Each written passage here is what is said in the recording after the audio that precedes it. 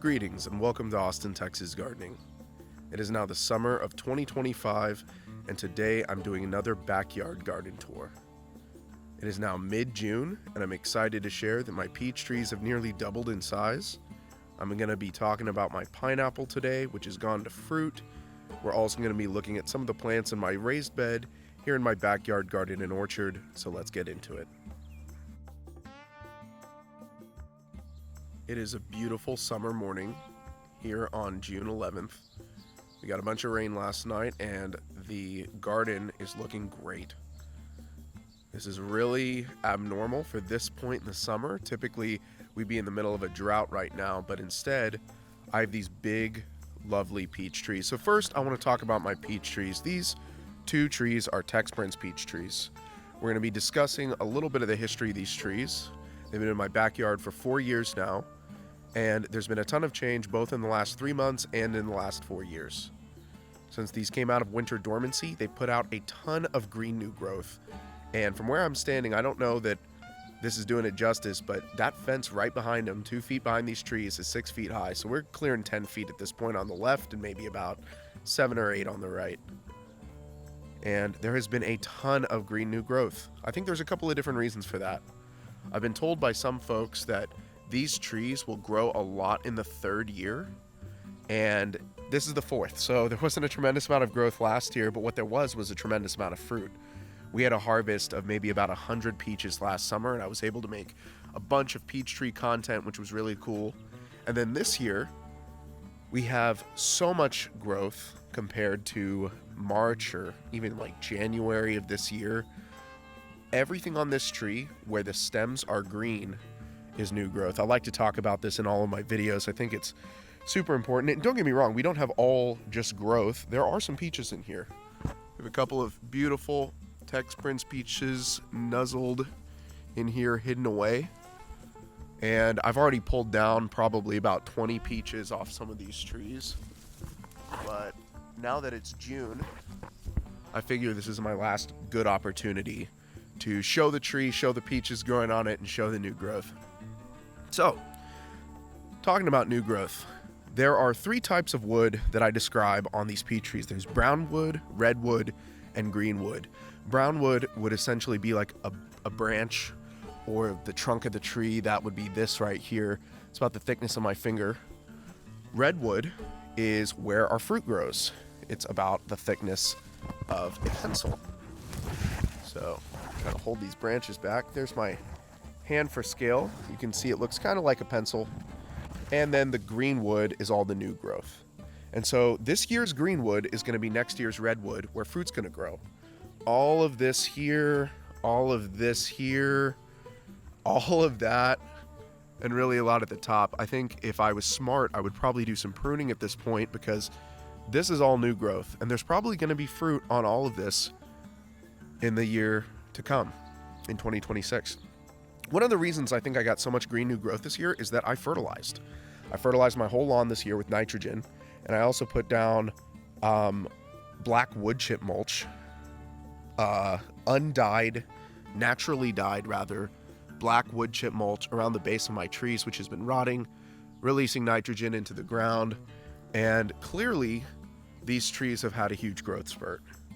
When I do this side by side, you can see the tremendous amount of growth. This is another Tex Prince peach tree, and it is also doing great. We have some beautiful looking fruit here that honestly, it's shocking. This is some of the best looking fruit. Like, few little tiny blemishes there, but really this is quite impressive. I don't have a bowl with me to actually pick fruit, so I'm gonna just set this down. We'll come back for that later. But I am a little bit worried about this tree. I've shown in some other videos, my trunk here is kind of split open, and I'm thinking that borers are probably going to really take this tree apart. But for the time being, I've got peaches. I've got a lot of green new growth, as I pointed out on the other tree. And some of this green wood is like, this is the process of the green wood turning into redwood. See, browning up just a little bit, and that's all coming from right there. And right here, a little bit thicker than a pencil, but this is the same type of wood where we've got our peach this year.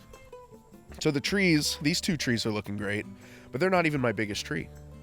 Those two peach trees are very lovely, but over here is where I have a tree that has grown so much in the last 4 years. Over by my pineapple here, which I'm going to talk about in a minute. Here's the tree 4 years ago. It is now easily 8 feet tall, has cleared my fence line. In the last 3 months, it went from being maybe about, 3 feet in diameter to easily 6 feet now. That's past my wingspan. These sections of fence, I believe, are about 6 feet apart. That can't be right. It's got to be 8 feet because I can see it's wider than the fence. Let's just call it 8. There are the 2 posts. So, I mean, really, that is 7-8 feet of a wingspan and all of the green new growth. The problem in 2026 is probably going to be that this tree will have so much fruit on it, we're going to have branches breaking because all of this is new. Like, all of that was not here just a couple of months ago. And it's going to be kind of hard to walk around here today because I can see we've got to watch out for this spider here. Again, the weather today is much more like May in years past than June. It's probably like 80 degrees this morning. So we're brushing up against the fence. I definitely need to prune with this stuff that's rubbing up on my fence. But this tree has done so well. It's grown so much. And I'm excited to see what happens in the years to come. My daughters love playing around in the backyard and pointing out fruit growing on the fruit trees. And once again, we had a huge harvest from this tree last year. We had clusters of fruit that were attracting flies and sparrows. And this year, I haven't had any problems with pests. I haven't even put up my security owls, my scarecrows, because the amount of fruit that came from this tree, I picked probably 10 or 12 peaches from this tree back in late May, and they were all hidden within the canopy. The canopy of green new growth was so big that it was kind of hiding the fruit, even as it's hiding it this morning. I believe there are 1 or 2 peaches still on this tree, but I don't see them. I saw them yesterday. Where are they? I'm having to really get in here. There we go. Completely hidden. That's just one piece. I think there's another one somewhere around here, but as I mentioned, this has been... Oh, I walked right through the spider web. Oh, no. I hope the spider's not on my head. It's all right. I'm going to just keep filming. We'll see where that goes. As I mentioned, these trees have done amazingly. I am really happy with the success that we've had. And I'm going to keep documenting this as we move into the late summer and fall. It's going to be really cool to watch these trees get even bigger. I had a tree at my old house, which was about 12 feet tall and maybe, 8 feet around, and it wasn't nowhere near as healthy or as big as this tree. When I bought this tree right here, which if I haven't said it already, this is a Royal Zest peach tree. When I initially bought it, the base of the trunk was about the size of my finger, and gotten easily, I don't know what that is, 2 inches in diameter. It's very impressive. So with that, I have one other fruit tree in my backyard that I want to talk about this morning. It's this prolific Osborne fig tree. And it's really tiny and hasn't put off a ton of growth, but what it has put off is a ton of figs. And this is super impressive once again for June, mid-June. Maybe things will completely change in July. There are many days where it's super hot out here and our little pumpkin plant on the ground is looking withered. But right now, on this rainy morning, these trees look awesome and are even putting out some new shoots clearly. So we're excited for what comes in the future with the fig tree. I'm expecting at some point this fig tree will have a big growth spurt like the peach tree behind it, but that hasn't happened yet, so we'll just have to wait and see. Before I get into anything else, the other super cool thing that I've got going on this year is my pineapple plant.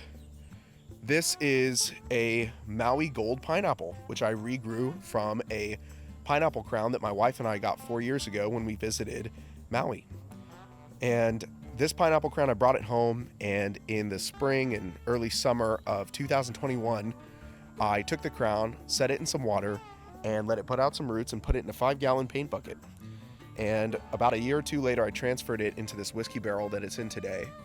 And it has spent every winter for the past, I guess it's full four winters in my garage, hiding from the actual freezing weather. And of course, this pineapple, I think I got it right after the big winter storm of 2021, but we've had freezing rain and sub-zero temperatures and hard freezes over the years. And so the garage overwintering was very necessary for this.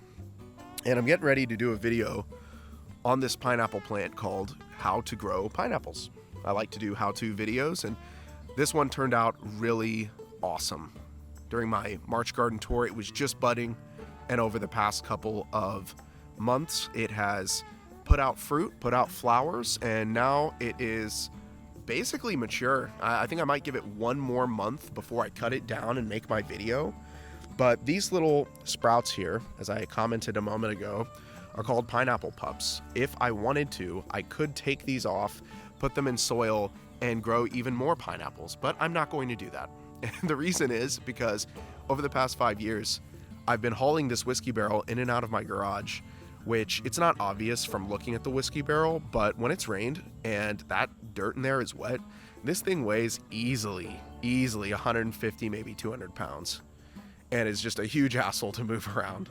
And so this is going to be the last season with the pineapple. This has been, I don't want to call it the magnum opus of my gardening channel. I think the peach trees are definitely what I'm most proud of. But this is one of the highlights of something that I've been working on for a long time. So I'm going to get more into the details of exactly what my process was for growing this and splice in a bunch of footage from seasons past. But we're excited to see where the pineapple content goes. I mean, this will really be the end of the pineapple content. Once I film this pineapple in its final form and talk about my experience growing it, we're going to be finished with growing pineapples, because it's been a journey. But it's been really fun, and it's one of those bucket list items in my gardening hobby. Additionally, as I mentioned before, I smashed up a bunch of pumpkins over here in the corner of my yard in January or February of this year, and I've been growing this little pumpkin patch. It has been weathering the July heat, but is still alive. I'm hoping it pulls through. I don't really need to talk about this too much. This will be more exciting in the fall. What is exciting now is my raised bed. I have this raised bed where there has been a ton of growth in the last 3 months, not just in this rosemary plant that is thriving, but most excitingly with all these tomatoes I'm growing. Here on the right, I have a bunch of determinate tomatoes, and over there on the left, I have an indeterminate tomato plant. The ones that look healthy are the determinates. And to talk about determinate and indeterminate tomatoes for just a moment, what that means is that if you look at this footage from March, you'll see how tiny these determinate plants were, and you'll notice they're all pretty uniform. They're about the same size, maybe about 1.5 feet high, 1.5 feet around. The indeterminate plant, when I initially got it, was probably about, it was on somewhere between the second and the third ring of this tomato cage, maybe about 2 feet high. It's now just completely out of control. And indeterminate just means that it can grow to an indeterminate size. It can just grow and grow and grow and keep growing. Determinate means that it's going to grow to a certain size and stop. And I think that right now the state of my garden perfectly highlights the benefits of determinate tomatoes over indeterminate tomatoes. These tomatoes are producing super highly. So I've probably harvested 100 tomatoes every week or two for my indeterminate plants, for my determinate slicer tomato plants here. And these tomatoes are great. Like this one right here is probably ready to pull.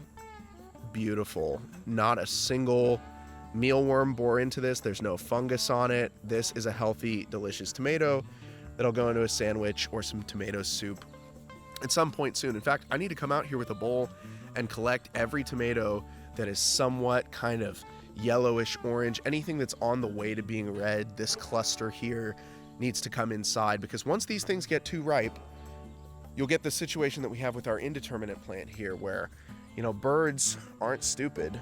They can see that this is ready to go and they start pulling it apart. Here's another one that's, I let it get ripe and I let the birds enjoy it. So rather than feed the birds, we're going to take some of these plants in and once again, like, I mean, I've been filling up glass bowls every 2 weeks. It's been every week of April, May, June, and even right now, these plants are still putting out new fruit. You can tell that because tomatoes will germinate and grow new fruit when the daytime temperatures below 90 degrees. That hasn't really been the case lately, but this right here is evidence that these plants are still germinating. These little yellow flowers mean new tomatoes will be growing on our tomato plant. However, I'm sure those days are numbered because it is summer in Texas. And though the high today is in the 80s because we got a bunch of storms this summer and have just a very rainy spring and summer in general this year, it wouldn't surprise me if by July we're in triple digits every single day and the tomatoes will be over. So I will probably also make a how to grow tomatoes video where I'll explain the range of time that you have to grow these plants, but I'm going to let them completely run their course before I document that. And this isn't the first year growing tomatoes either. I've grown tomatoes in years past and had mixed results, but usually pretty positive. I think if you're looking to get started gardening and wondering what grows well around here, and here in that case would be about like zone 8, zone 9, tomatoes are a great place to start. Honestly, zone 7 would probably be fine too. I'm not going to talk about the USDA gardening zones right now, but what I'm referring to is, you know, you'll have to look at my other videos or a map of the USDA gardening zones to know what I mean by zone 8 and 9. I live in central Texas, but those zones are all over the country. Moving on, I have this little habanero plant between the tomatoes that I just knocked a beautiful flower off and damaged, so I'm going to try to touch it less. If I zoom in there, you can see there's a bunch of buds here. It's getting ready to put out a bunch of habaneros, so that's kind of exciting. In conclusion, I have been planting some ornamentals this year. My daughters love coming out here. Well, I'll say my older daughter loves coming out here and looking at the flowers. We have some zennias and some snapdragons, which are really cute and add to the aesthetics of our garden. And with that, I mean, there's not much more to say. It's been a really great gardening season this year, and it's been exciting to share my hobby with the YouTube channel in this format. Growing these fruit trees and everything in my raised bed over the past couple of years has been a labor of love and something that's really exciting to me and fun to document. I love to see these change over time. So stay tuned. There will be more videos in the seasons to come. Doing these seasonal garden tours I feel like is a really great pace, especially with you know, the many obligations that I've got. It's nice to film videos where there's actually some substantive change going on between the before and the after. But that's all I've got for today. I think I might also make a crepe myrtle video. I have a bunch of crepe myrtles in my front yard, but this is a backyard garden tour, so we're not going to get into that today.